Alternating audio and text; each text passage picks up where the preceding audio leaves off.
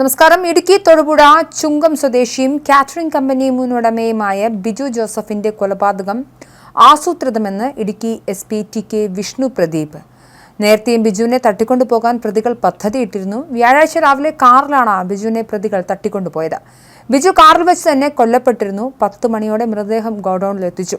ഒന്നാം പ്രതി ജോമോനാണ് കൊട്ടേഷൻ കൊടുത്തത്. കേസിൽ ആകെ 4 പ്രതികളാണുള്ളത്. ജോമൻ ഉൾപ്പെടെ 3 പേർ കസ്റ്റഡിയിലായി. ഒരാൾ കാപ്പ നിയമപ്രകാരം ജയിലിലാണെന്നും SP വിശദീകരിച്ചു.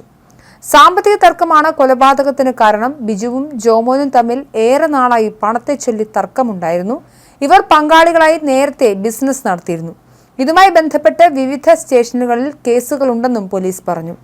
വ്യാഴാഴ്ച പുലർച്ചെ വീട്ടിൽ നിന്നിറങ്ങിയ ബിജുവിനെ പിന്നീട് കാണാതെയാവുകയായിരുന്നു. ഇന്നലെ ബന്ധുക്കൾ ബിജുവിനെ കാണാനില്ലെന്ന് പരാതി നൽകി. ബിജുവും ജോമോനും തമ്മിലുണ്ടായിരുന്നത് ഷെയർ തർക്കമാണെന്നും പോലീസ് വിശദീകരിക്കുന്നു. ബിജുവിൽ നിന്നും പണം തിരികെ വാങ്ങാൻ ജോമോൻ കൊട്ടേഷൻ നൽകുകയായിരുന്നു.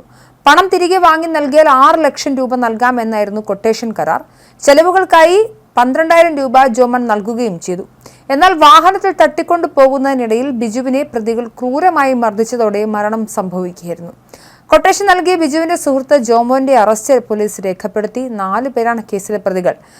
ഒരാളായ ആഷിഖ് കാപ്പ കേസിൽ എറണാകുളത്ത് റിമാൻഡിലാണ്. മറ്റൊരു കാപ്പ പ്രതി മുഹമ്മദ് അസ്ലം, ബിബിൻ എന്നിവർ കസ്റ്റഡിയിലുണ്ട്. കാലങ്ങളായി പങ്കാളികളായിരുന്നു ബിജുവും ജോമോനും.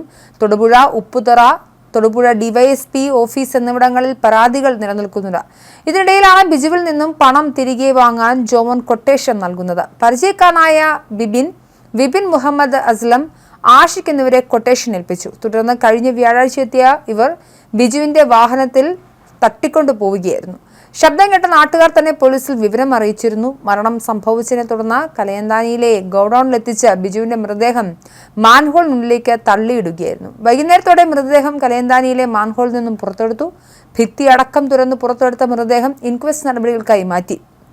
ബിജുവിനെ കൊന്ന കലയന്താനിയിലെ ഗോഡൌണിൽ കുഴിച്ചുമൂടിയെന്നായിരുന്നു പ്രതികളുടെ മൊഴി.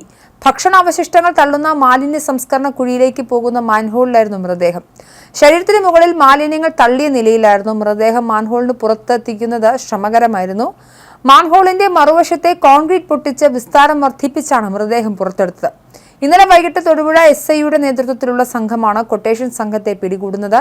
കാപ്പ കേസ് ഉൾപ്പെടെ ചുമത്തപ്പെട്ടിട്ടുള്ള ഇവർ എന്തിന് തൊടുപുഴയിലെത്തി എന്ന അന്വേഷണമാണ് ബിജുവിന്റെ തിരോധാന കേസുമായി ബന്ധപ്പെട്ട പരാതിയിൽ ചെന്നെത്തിയത്.